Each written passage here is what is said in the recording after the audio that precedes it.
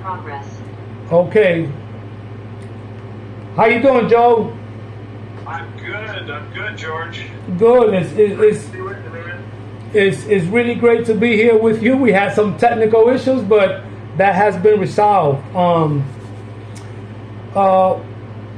Pastor Joe, but I'm gonna call you Joe. But we know you're a pastor. We know you're a pastor, and I know you have been involved in ministry for quite some time. And I've been reading some of your book. Very interesting topics. And I wanted to ask you, Joe, what led you to write this book? Yeah, so again, I appreciate me to have a chance to share this. It really was, in one sense, a book that's 30 years plus in the making. I've been in vocational ministry for 30 years and volunteer for another 10 or more beyond that. I felt for years that I wanted to write a book that would kind of give an inside look at what pastors go through. And I used to tease my church, George, all the time. I say, you guys better be nice to me because I'm getting older, and when I retire, I'm going to write a book about things your pastor would like to say, but he can't. Wow. Because you guys would be upset. And so I've been thinking about it for quite a while. And about a year and a half ago, my wife and I started doing a ministry to pastors and missionaries and their families. It's called Standing Stone Ministry. And in working with Standing Stone, dealing with pastors every day and seeing even more of the issues up front and personal beyond my own experience, I thought, man, it's time. We got to write a book that lets people understand kind of what pastors go through. I think it'll be cathartic for pastors to realize somebody understands them, speaks their language, but even more importantly, hopefully it'll help people understand their leaders and maybe, help them endure, help them be encouraged and stay at it longer. We got too many of them quitting, George. Too many pastors, chaplains, missionaries resigning and leaving the ministry every year, and I'm hoping this will help stop that or at least slow it down. Why do you think that pastors and missionaries are resigning from the ministry of pastoring? So I think there are a lot of reasons, but I think those have accelerated and become more intense over the last 5 years or so. And COVID was just like, a massive blow to the brain that just made it exponentially worse. But for years, pastors have lived and suffered somewhat in silence when it comes to bearing people's burdens, when it comes to feeling like they had to be perfect and have all the answers, and their families had to be perfect, and their finances had to be perfect, and all this stuff. And also, when somebody screws up and does the wrong thing, when parishioners sin and hurt each other or hurt themselves, pastors feel responsible at some level for that. And all this stuff adds up, and they don't talk about it. Who are they going to talk to, right? They're going to complain to the church. They're going to go to their board, or they go to their denominational leadership. Hey, I think I'm depressed because of all that's going on in my church. It could mean a loss of job, a loss of income, a loss of respect at the very least. And so they keep it in, they hold it in, and then it just kind of blows up.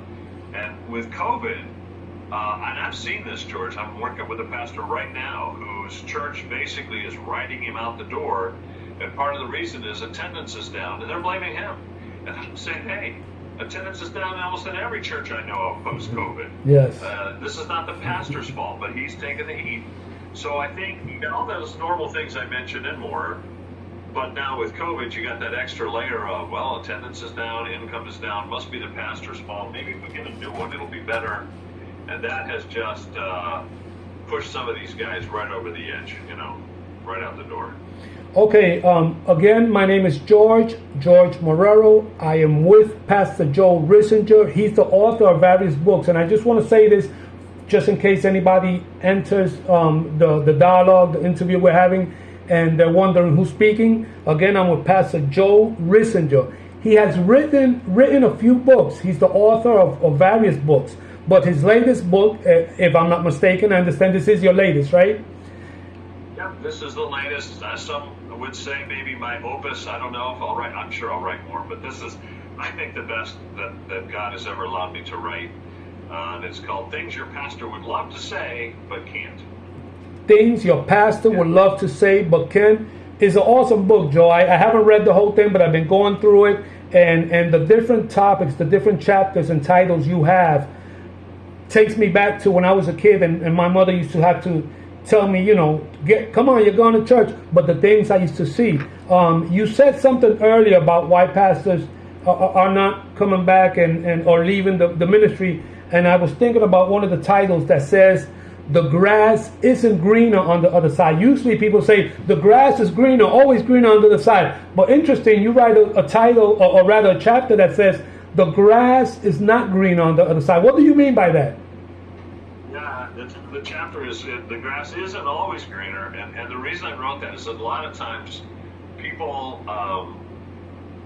and let back one step and say that I think one of the biggest problems we have in the Western church, by West I mean United States, British Commonwealth nations, Western Europe, etc. We treat church like we do picking a restaurant.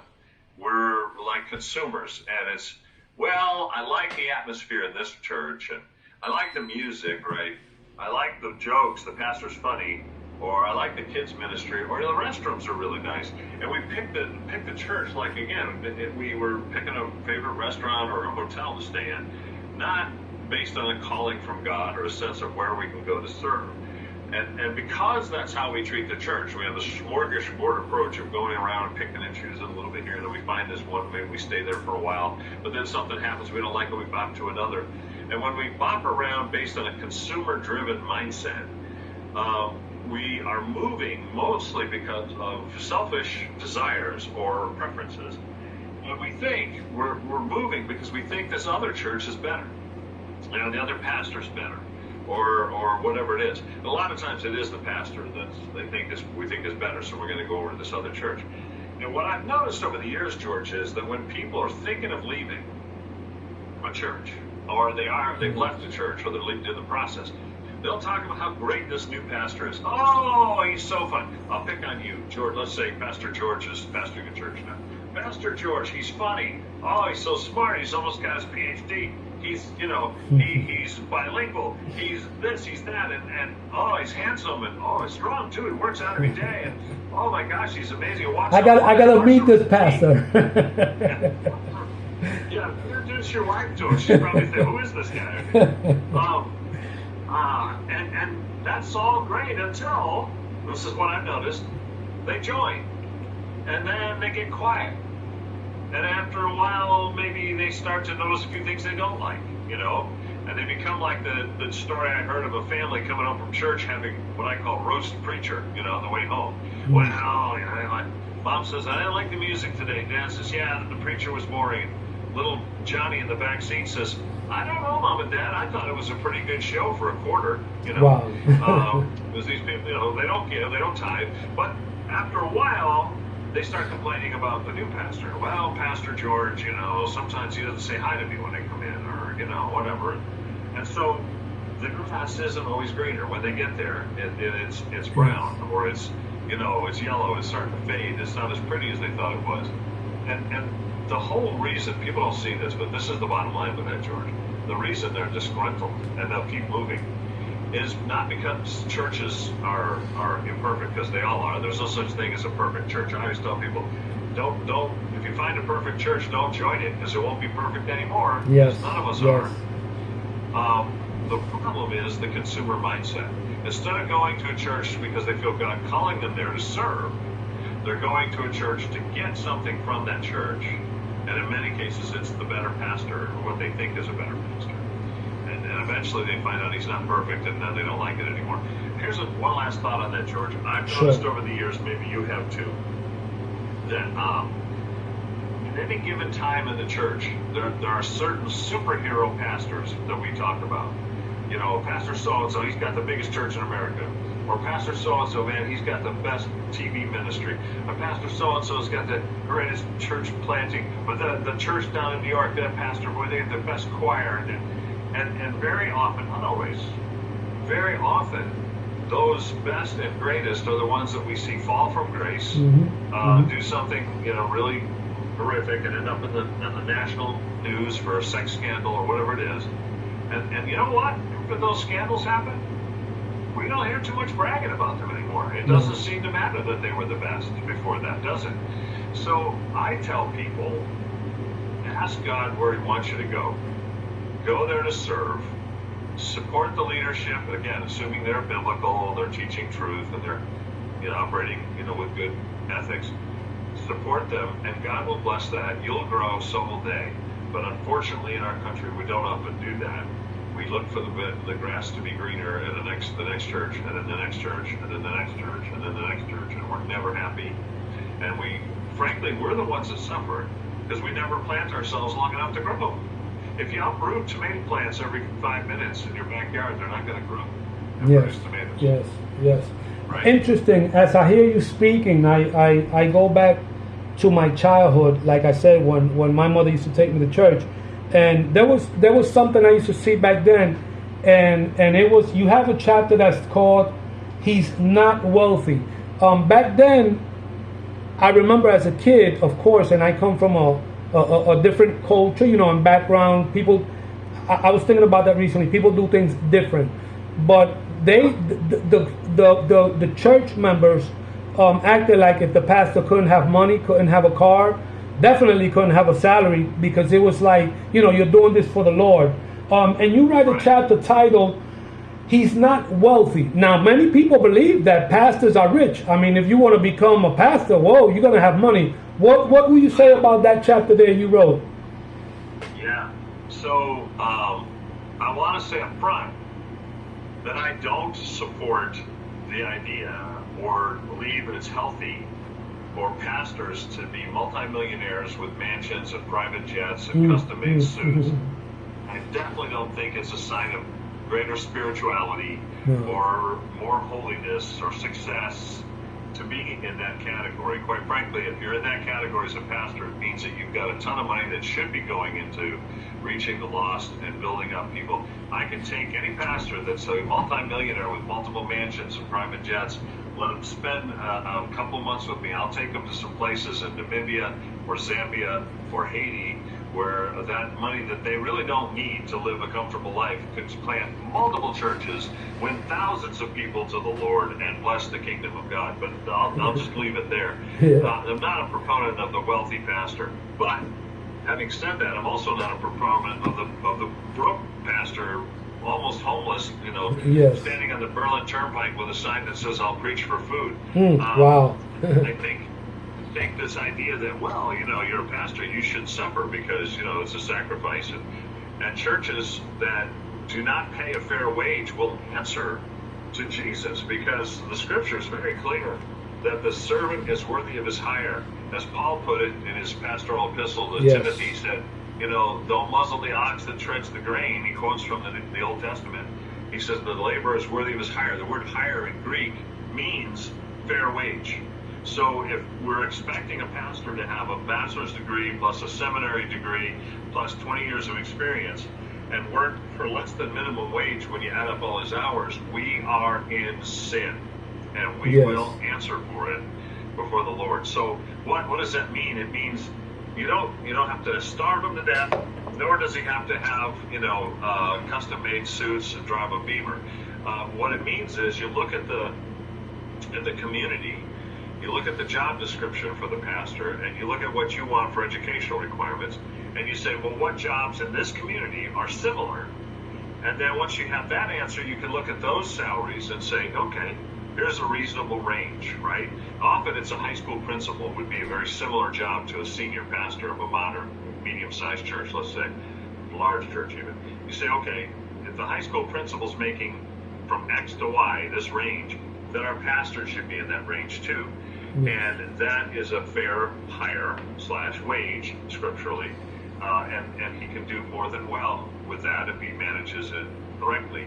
And I think people's expectation that, because he's a pastor, he's rich, therefore let's not pay too much, right, or give too much, or let's expect him to live on less. I had one church, and this ties into the chapter I wrote about his wife who's not a free laborer, cheap labor. I've seen it a lot where they'll hire the pastor, they pay him barely enough to live on, and then they want the wife to volunteer 40 hours a week for free. Yeah. And Wow. I had one church tell me when I was trying to get a raise for our secretaries because I knew they were underpaid. First, they fought my salary when I came in, and then they finally agreed to that. And it wasn't exorbitant. It was less than what a high school principal made. But it was fair. So I said, this is good. Well, we got through that hurdle. Then they said, well, we're going to pay the secretaries more. The pastor that we had before, his wife volunteered 30 hours a week free. So we're used to having secretaries for free.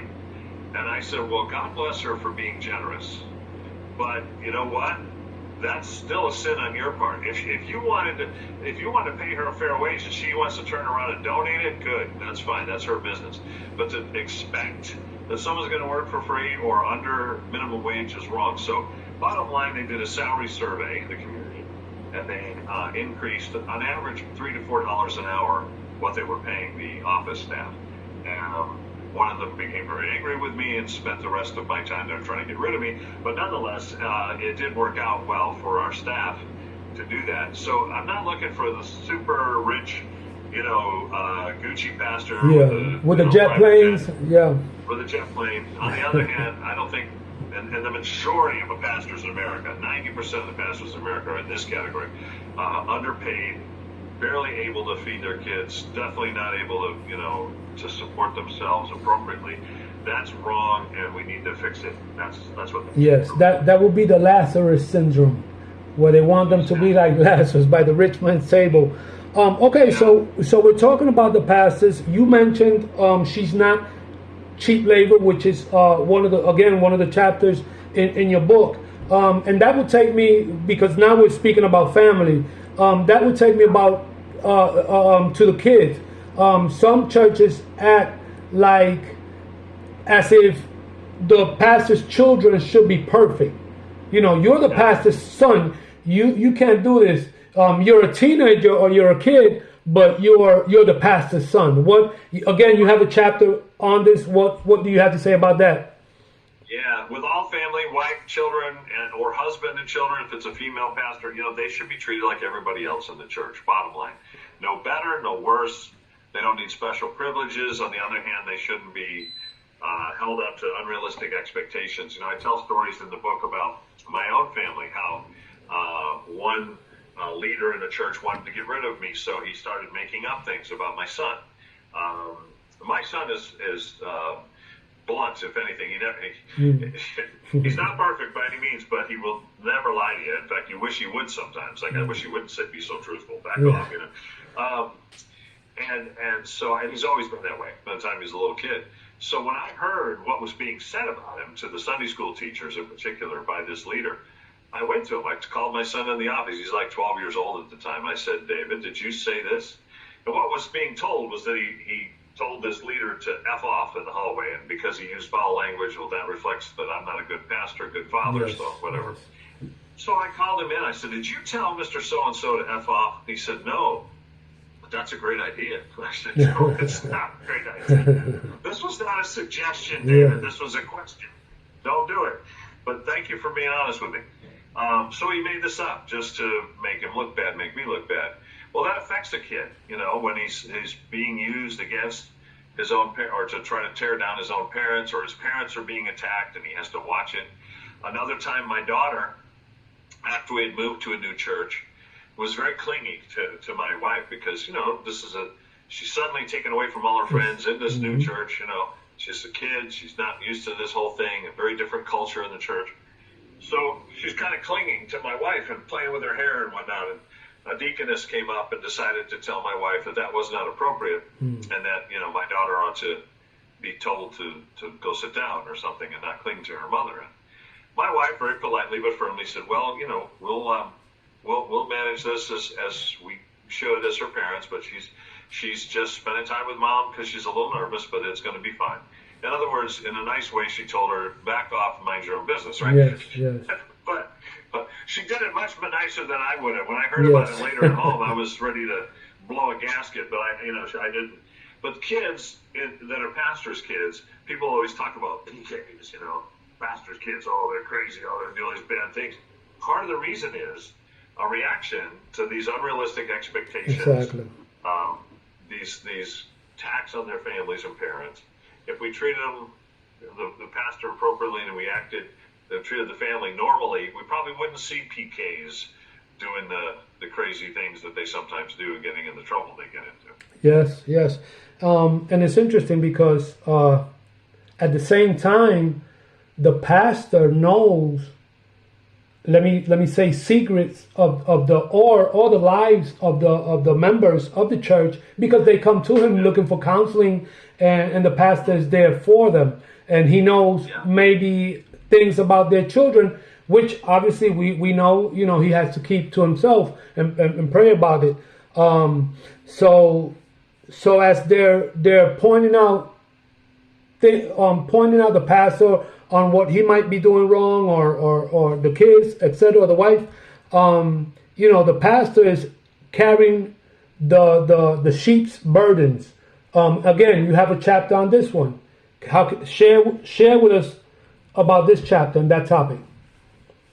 So, no matter how we slice it, no matter what we know to be true logically, there's no way to avoid the reality that a pastor will always carry a certain amount of stress, sadness, grief, and grieving for the sheep in his flock, right? It's a given. And also what I said before, different chapter, but they're related. When people screw up and sin and do the wrong thing, the pastor will always feel a certain responsibility. And he'll feel like, hey, maybe if I preached one more sermon on that, or maybe if I sat and did one more counseling, or maybe if I'd done this or not done that, then they wouldn't have sinned this way or hurt this person or gotten hurt themselves, or they wouldn't have got drunk and driven into a tree, whatever it is. So there's a two-edged thing. There's the just carrying the sadness and grief of people that are sad and grieving and hurting, and then there's the additional layer of maybe feeling responsible for the things people do that hurt themselves or hurt other people in the church and the community. And pastors carry all that. And I think this is one of those things I wish they would tell people in seminary, and I'm making some efforts to try to get into seminaries and Bible colleges and talk about the book and some of these issues. But I think it's important not to scare them away and tell them not to become pastors. I joke about the Willie Nelson song, Mama, don't let your babies grow up to be cowboys. I want to change it to Mama, don't let your babies grow up to be pastors. I don't mean that, because really, if God's calling them, it's the best thing you could ever be. Just do what God's called you to do as a shepherd. But I do think they need to go in with their eyes open, recognizing that when someone loses a child, you're going to grieve too. Yes. When someone does something stupid, hurtful, evil, and they suffer for it, and others in the church suffer for it, you're going to suffer too, but you're also going to feel a certain level of responsibility, thinking, man, maybe if I just counseled them one more time, or I had them read that book, or if I had a workshop on this, or preached a sermon, they wouldn't have done it, and this wouldn't happen. And people can talk you out of that all day long, but at the end of the day, you're going to say, yeah, but I'm their pastor, Yes. Maybe there was something I could have done and should have done, or should have said, or not said.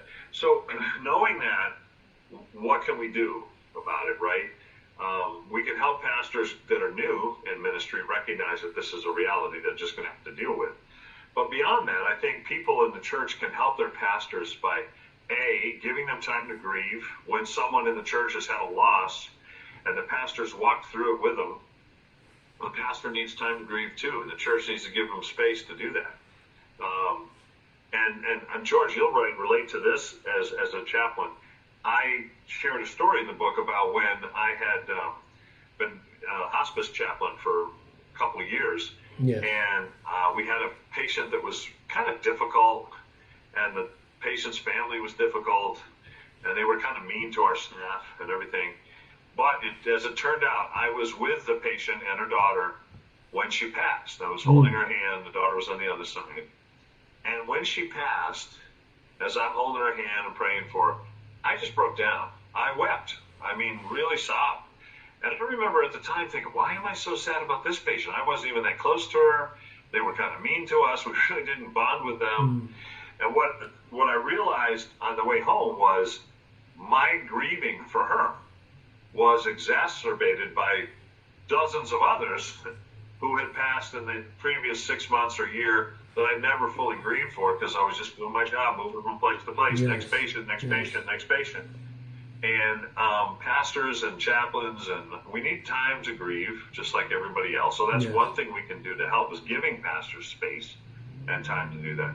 But the other thing is, and this sounds so simplistic, but bear with me, because pastors will feel responsible when you screw up, try to screw up less. Yeah. You know, Hebrews 13:17 could be a theme verse for this book, where the author of Hebrews says, obey those that have the rule over you. And it's clear in the context he's talking about pastors and elders and shepherds. He says, don't make their job a burden, because that would be of no value to you.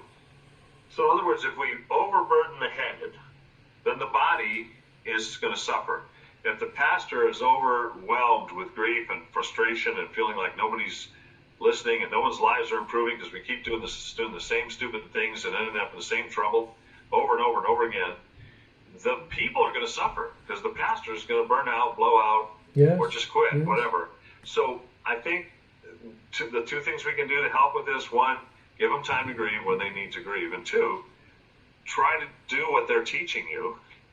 Because the more we do, the less they have an opportunity to feel like, oh, no, they blew it, and it's probably my fault because I should have preached on that more, or I should have counseled on that more, or I should have done this.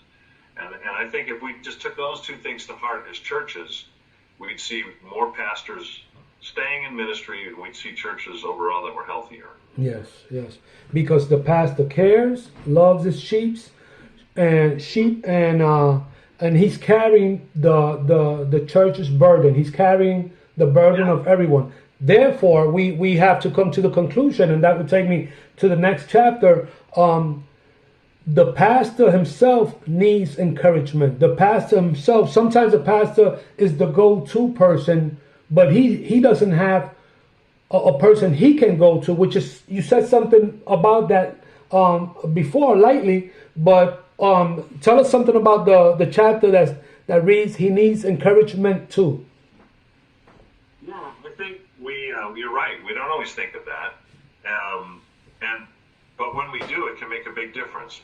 You know, if you just walked up, anyone listening to this, and next Sunday, okay, you just take your pastor aside and walk up to him on the way out the door and just say, listen, I just want you to know we appreciate you and all that you do, the burdens you carry, the efforts you make to teach and to help this church, and we pray for you every day.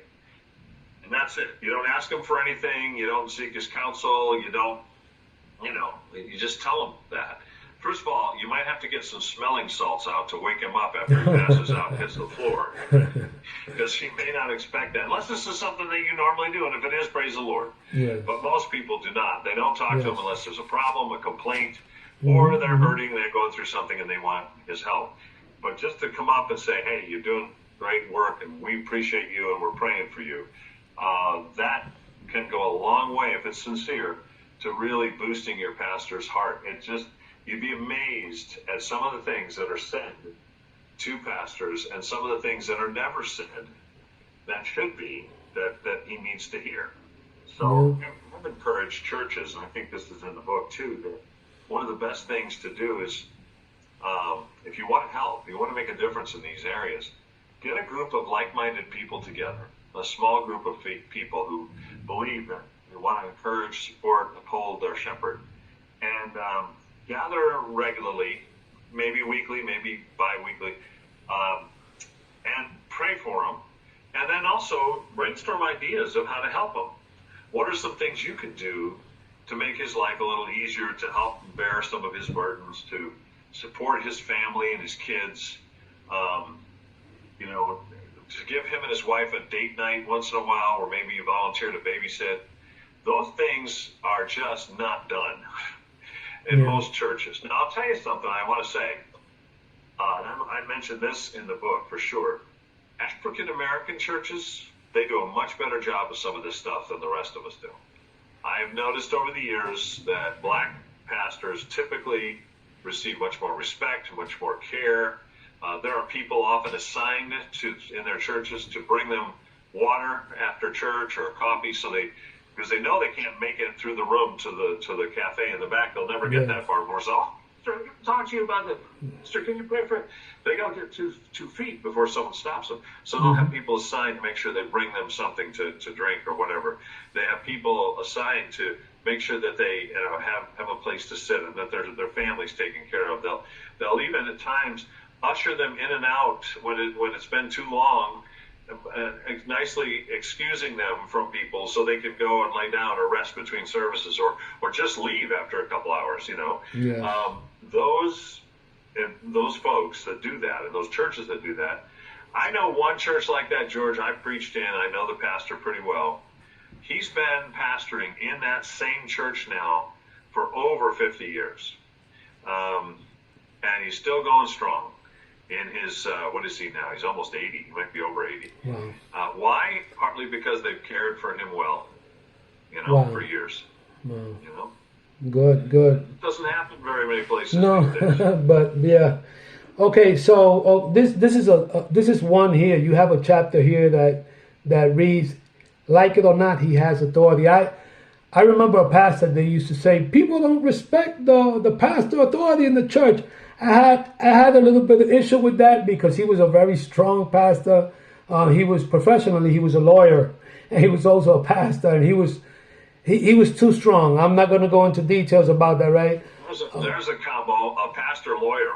Yeah, yeah. So yeah, this is when I was living in Puerto Rico. But my perception of the authority could be different than what what you wrote about here and what you mean. So tell us something about that chapter about the authority, the pastor's authority. This has come up in a couple interviews I've done on the book because, and especially again in the West, we hear the word authority and it's like whoa, yes. But a big red flag there, and we put up our dukes. That's a fighting word. But let me explain what I don't mean. First of all, what I don't mean is an authoritarian, where he is all about himself and his ego, and that he has the answers to every question on earth, whether it's scriptural or not, where he meddles in other people's lives, or he's a legalist, or he just likes to be controlling or in charge. That is not what I mean, and those things are wrong. And there is some of that goes on, and it shouldn't, and I'm totally opposed to it. However, the vast majority of people in our country, when it comes to pastoral leadership, their attitude is, well, that's his opinion. Yeah, he preached that, but whatever. He's just, he gets paid to do that, and he kisses babies and does funerals and weddings, and, we don't have to take him too seriously. And he could be preaching the Word of God, which is not his opinion. It's God's opinion. It's God's mind. But they treat it with a cavalier sense of in a spirit attitude, where they don't get the full benefit from it because they don't take it seriously. And when it comes to preaching the Word, and when it comes to following the Word, and managing and leading the church as he follows Christ, pastors do have authority, and they should be respected, and they should be followed. Paul said, "Did he follow me as I follow Christ?" In other words, if I'm following Christ, you should do what I tell you, right? Yes. And when Hebrews says, "Obey those that have the rule over you," it's not talking about when he tells you what color car to buy, or that he tells you you're supposed to bring him a ham sandwich every week on Sunday, yes. Walk on glass or some stupid thing. No, it's when he's following Christ. He's following the Word. He's teaching the Word. Follow him. Obey him, because it makes his job easier, and it'll make your life better, because it's the truth, for heaven's sakes. Yes. That's what he's teaching and leading. Yes. And when you ignore the truth, it will not set you free. It'll put you in bondage. Jesus said, "You shall know the truth will set you free."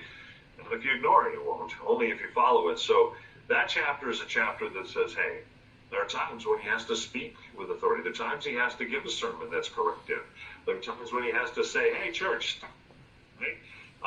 Not because of his opinion, but because of God's Word and God's opinion, which for Christians, I would think God's opinion should matter, right? So I wrote that chapter largely because in our culture, it's very common that pastors are not followed. I just had a pastor the other day. He's a worship pastor. call me and he's venting because he put down some rules for the praise team, the worship team, to lead people, to help them lead people into the presence of God and make them more effective as a team on Sunday. Yes. And one of the very simple rules he had was that if you're going to play Sunday, you should be at rehearsal on whatever night, Tuesday night or whatever it was. So you can rehearse with us, and then we go and we lead people into worship on Sunday. That seemed to be too legalistic or authoritarian to me. It seemed like a reasonable request that you don't just walk in Sunday cold and the rest of the band and the singers don't know what you're doing. You know what they're doing. Yes. That's chaos. So we're supposed to be about not chaos but peace. So we're supposed to do things as the Bible says, decently and in order. So his decision was that people that are going to play Sunday should have been at rehearsal Tuesday. Well, some of the band members did, but others just went, I don't need that. Yeah, I'm really good, so I don't need to rehearse. And I'm busy, so I'm not paying any attention. And they would just come in on Sunday at the last minute, usually late, as the church service is starting, grab their guitar and just jump up on stage with everybody else, right in his face, Wow. right in the face of all the other people on the team. And I want to say this, but I mean it.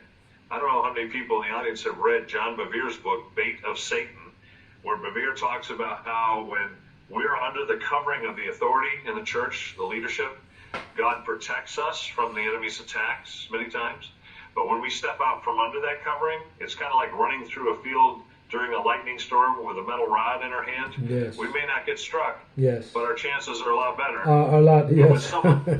When someone is defiant, the worship pastor says, hey, we need to be at rehearsal together, and then we can play together on Sunday. And you say, no, I'm not doing that. I'm going to show up when I want, do what I want. Yes. You are in a place of danger for yourself and those close to you because the enemy he loves rebellion. Satan became Satan. Yes. Because of rebellion. And you're putting yourself right in his court, and it's endangering you and others. So that chapter is to help prevent some of that and also make the pastor's job a little bit easier, I hope. So it's much needed. Okay, we're almost out of time, but there is a chapter here that's very interesting to me because it's titled "Getting Help." Now, many people are leery about getting help for themselves. So, but here I understand you're speaking about the pastor getting help.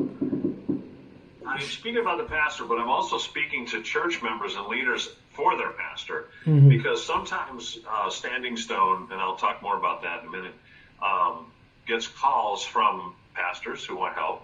Sometimes the call comes from the board, the church board, or deacons, or just a concerned member that says, hey, my pastor's really stressed out. Can you help him?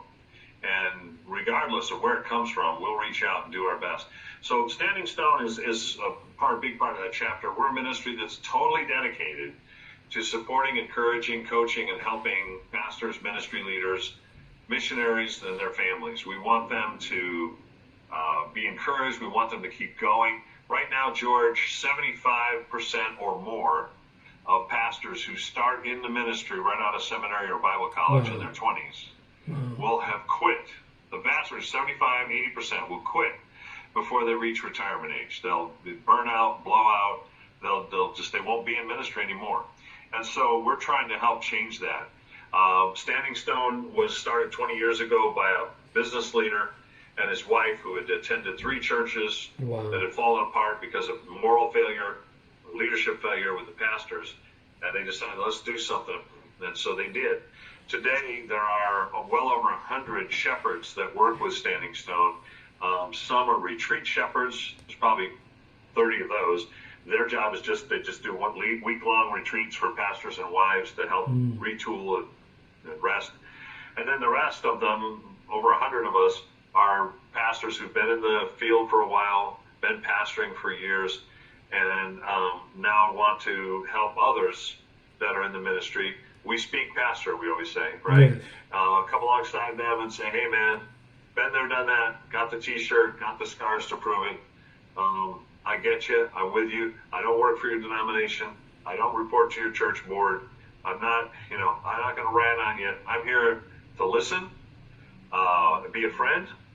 If you want more than that, you want some additional training or coaching, I can help. Either I can provide it or find someone who can. you need a retreat, I can help get you on one of those.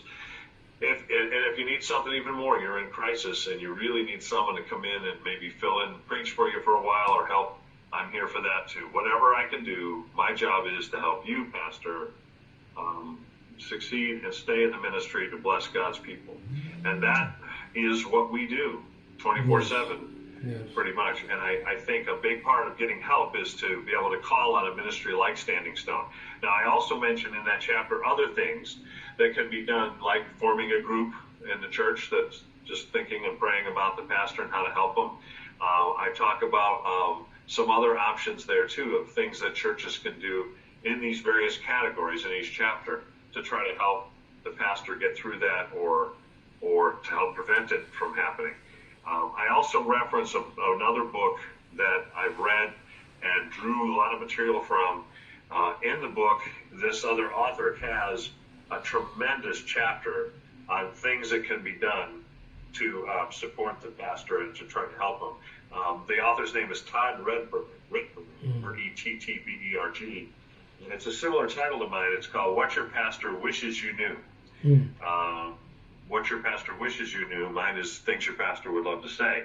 But Todd and I know each other. We talked about our books, and I read his and spoke with him at length before I wrote mine. His book has an entire section on things people can do to help their pastor, and it's phenomenal. So I reference that in my book as well. Yes.